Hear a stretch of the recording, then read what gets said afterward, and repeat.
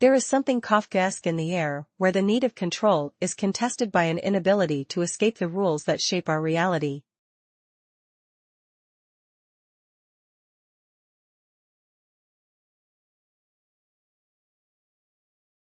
Whether in the form of institutions such as corporate capitalism, marriage, or religion, the impotence to overcome the bizarre and complex situations may seem as if counter-anthropomorphism surfaces when rationality exits.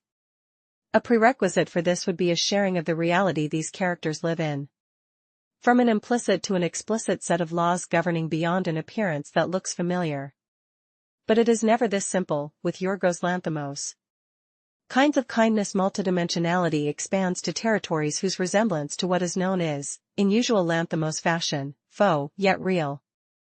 The posters for the film created by Vasilis Marmatakis, also responsible for most of Lanthimos' film posters, offer an example of this artificial ordinariness.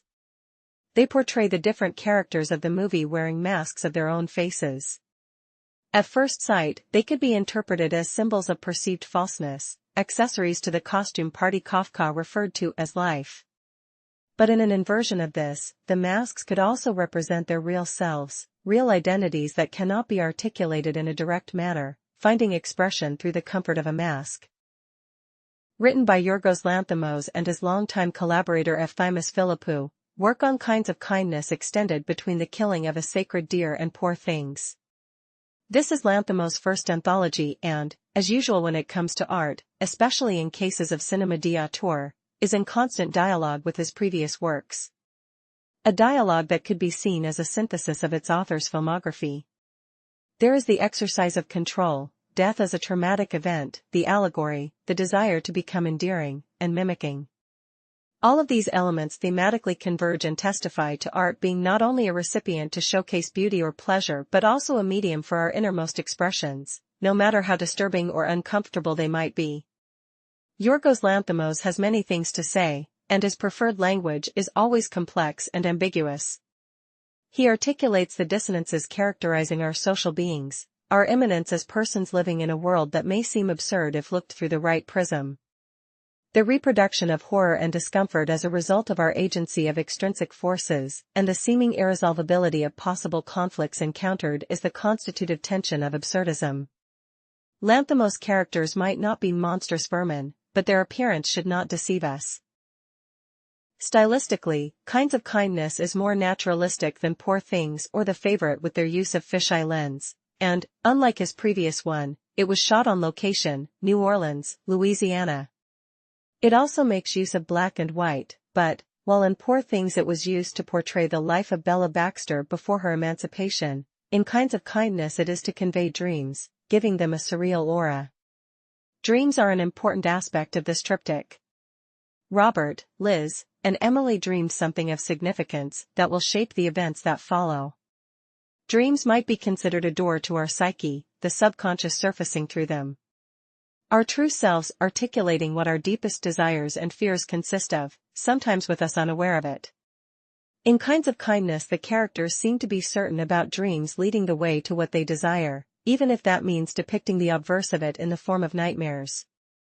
Desires are said to be the engine keeping individuals alive, but they are also the reason for a position of vulnerability by their very nature, need. As desiring beings needing to obtain the object of desire, we are vulnerable to anyone who may be perceived as a vehicle to realize it.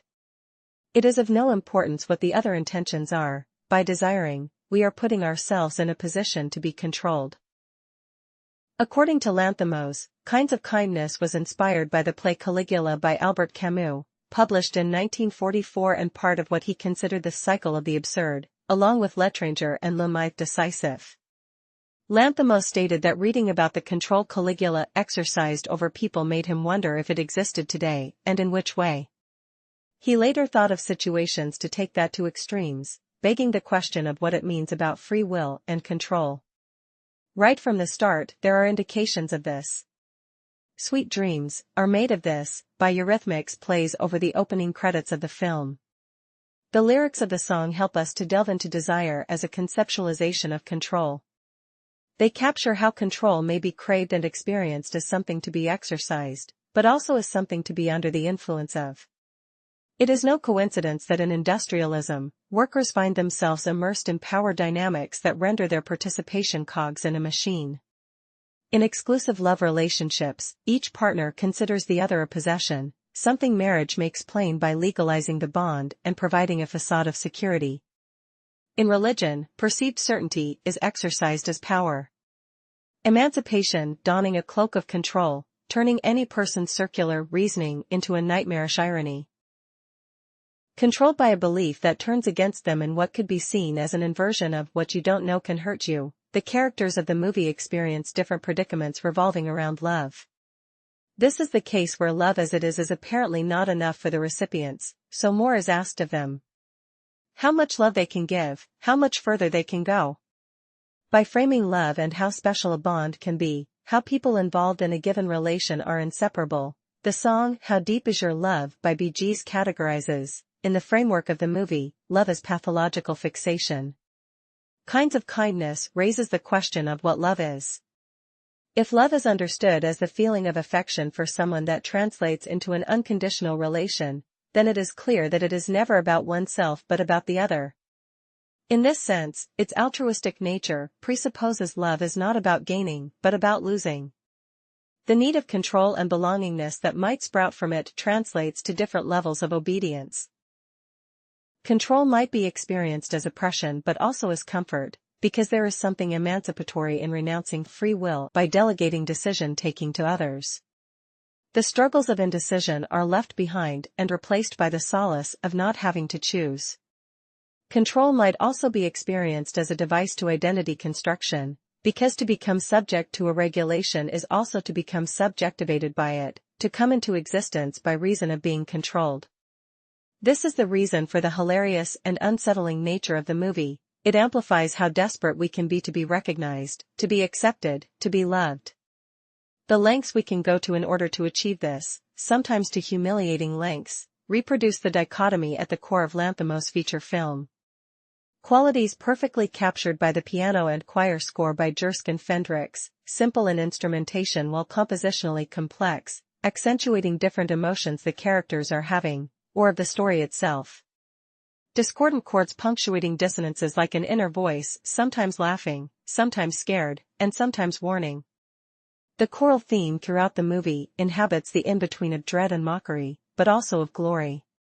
Something resembling György Ligeti's Requiem for soprano, mezzo-soprano, two mixed choirs and orchestra used in 2001: A Space Odyssey, is the droning, ominous sound that could be said to be enacting the war between the id and superego or expressing foreboding, a sentiment the apes and astronauts experienced encountering the monoliths. The feeling of glory, of a war won after uncountable difficulties, is not limited to Fendricks' score. In one of the most striking scenes owing to its bizarre nature that renders it hilarious and surprising for its unexpectedness, Emma Stone is seen dancing to Brand New Bitch by Cobra. When the needle drops, Stone's dance captures the triumphant feeling of a potential redeeming act. The physical practicality behind this dance is the exalted absurdity of the situation, a parking lot, a striking violet car that would be more at ease at a race event than in this setting, and Margaret Qualley's Ruth unconscious in a wheelchair. The fact that the same cast is in every chapter playing different people, Yorgos Stephanakos' RMF being the exception, thematically reinforces details that slowly surface. There is a division that could be drawn in this triptych between givers and takers, slaves and masters, submissive and controlling, but they all converge in their need of validation. Toxic love relationships solidifying how dangerous different forms of adoration and faith can be if they are not answered with the resistance coming from examination. Unchallenged control of minor details like food, hairstyle, reading habits, partners, etc., opens the door to higher levels of it. While comforting, obedience can also be experienced as frustrating if it is not contested with validation. A feeling Rainbow in the Dark by Dio makes plain when he sings about being lost and never found. A potentiality not discovered and not recognized, something succinctly expressed in the metaphoric title of the song. Death, whether physical or symbolic, is also a recurrent theme in the three chapters, and they want to escape from its looming shadow. Symbolic death speaks of the fear of disappearing as subjects, as carriers of an identity only legible through laws that govern and give a name to what is known. are being disarticulating before us, rendering us unmaids facing an abyss. This is the reason why being under control can be comforting, and being free from it, far from what may be thought of at first sight, can be experienced as anything but liberating. Death behind the gates of freedom. In a figurative and literal fashion, they are losing parts of themselves. In this sense, the hand injuries can be seen as a reminder not only of our biological vulnerability, but also as an intention to suture this rupture. An intention undermined, and rendering them mere exercises in futility, if there are no messiahs, or if control is only an illusion. As givers of life, it is not blood that is being lost by the wounds, or taken by the other, but the very possibility of redemption. Life itself. In Emily's dream, people were animals and animals were people, and she ate chocolate every day because it's better to eat something that's always available when you're hungry than to depend on something that runs out early every morning.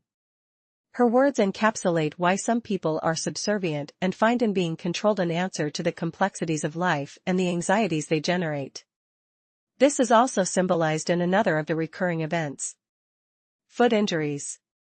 Naturally, they could be seen as metaphors of the difficulty to move in life's complexities. Complexities explored by one of the most unique voices in cinema. Because Yorgos Lanthimos creates worlds where the audience is placed not outside or in front, but inside and totally immersed in them.